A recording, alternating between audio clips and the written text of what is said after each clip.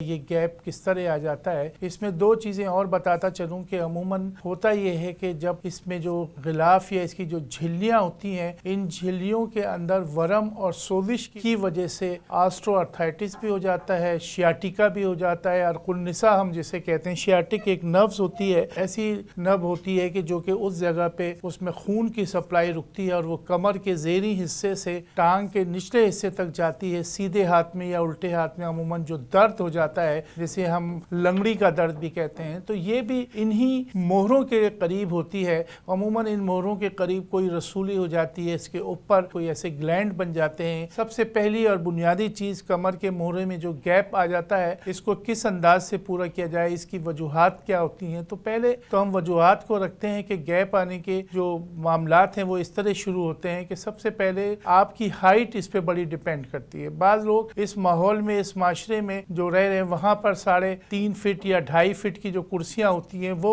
عموماً وہ لوگ جن کی ہائٹ 6 فٹ سے زیادہ ہوتی ہے وہ اس سسٹم کے اندر آتے نہیں، اور جب وہ بیٹھتے ہیں تو عموماً ان کے جو طریقہ کار ہوتا ہے کہ یوں کر کے سر جھکا ہوا ہوتا ہے، وہ ٹانگیں ان کی مڑی ہوئی ہوتی ہیں، تو کرسی ان کے لیے کم از کم 3.5 فٹ کی چاہیے، تو وہ نہیں بنتی۔ گاڑی کی سیٹ آپ دیکھ لیجئے، بسوں کی سیٹ دیکھ لیجئے، تو اس میں ہمارا پوسچر جو ہے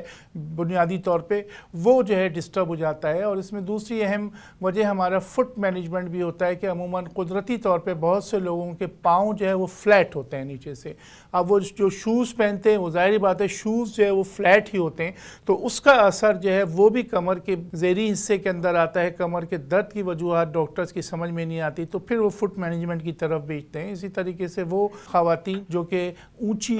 ہیل یا اونچی ایڑی کی جو چپلیں پہنتی ہیں، جوتیاں پہنتی ہیں، وہ بڑے عذاب کا شکار ہوتی ہیں، گو کہ یہ جو عمر ہوتی ہے 35 سال تک تو اسے وہ برداشت کرتی ہیں، اور بعد میں وہ لازمی جو ہے وہ ہڈیوں کی اور زیریں حصے میں جو ہڈیوں کا درد ہے اس کے اندر آ جاتا۔ تو یہ وہ سب چیزیں ہیں، اور اس کی ایک اہم وجہ یہ بھی ہے کہ وٹامن بی کی کمی جو ہے جسم کے اندر ہو جاتی ہے۔ دوسری وجہ یہ ہے کہ وہ لوگ جو کہ نشہ آور چیزیں استعمال کرتے ہیں، اور اس میں بھی بہت بڑا اس کی وجہ ہوتی ہے، کیونکہ میں نے آپ کو بتایا کہ جھلیوں والا معاملہ جو ہوتا ہے، اس میں جو سوجن ہوتی ہے، یہ عموماً بہت زیادہ تیز چیزیں یا خاص طور پہ کچا نمک کھانے سے بھی اس میں سوزش آ جاتی ہے۔ جہاں تک تعلق ہے کہ اس کا ہم علاج کریں، اس کی سکائی کا مسئلہ ہے کہ سکائی کس طرح کیا جائے، اس میں سب سے پہلے جو ہدایت کی جاتی ہے ایسے مریض کو، ان کو یہ کی جاتی ہے کہ آپ سخت چیز پر لیٹیں، اپنا نرم گدا جو ہے وہ ہٹا لیجئے، اور نرم گدا جو ہٹا کے، اور اگر روئی کا گدا جو پتلا سا وہ رکھ دیا جائے اور وہ آپ اس میں لیٹیں، تو اس میں بھی کافی فرق پڑتا ہے۔ اور اپنی غذاؤں کے اندر بڑی اہم چیز یہ ہے کہ شہد کے متعلق میں آپ کو بتاتا چلوں گو کہ ایک ایسی چیز ہے کہ جو ہر گھر کے اندر موجود ہونا چاہیے، اور اس میں صبح کے وقت اگر وہ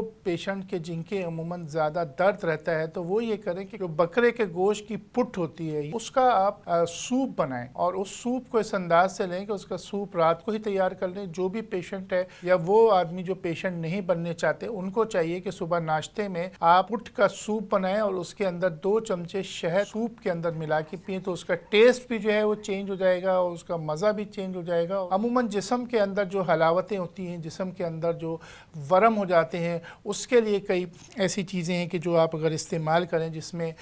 میں سمجھتا ہوں کہ 2 چیزیں اگر آپ ورم کے لیے لکھ لیں، اس میں سب سے پہلی چیز تو قسط شیریں ہیں۔ قسط شیریں آپ لے لیں 1 گرام، اور تخم سرس آپ منگوا لیں 1 گرام، اور تیسری چیز جو ہے اسے ہم کہتے ہیں مال کنی، ان کو آپ لے لیں، اور اس کے بعد اس کو آپ پانی میں اچھی طریقے سے بوائل کر کے اس کے جوشاندہ بنائیں، اور اس جوشاندے میں پھر وہی جوشاندہ دن میں 2 مرتبہ شہد ایڈ کر کے اگر آپ لیں گے تو آپ دیکھیں گے آپ کی جو درد ہے، آپ کے اندر جو ورم ہے، آپ کے اندر جو سوجن ہے، وہ بہتر ہو جائے گی۔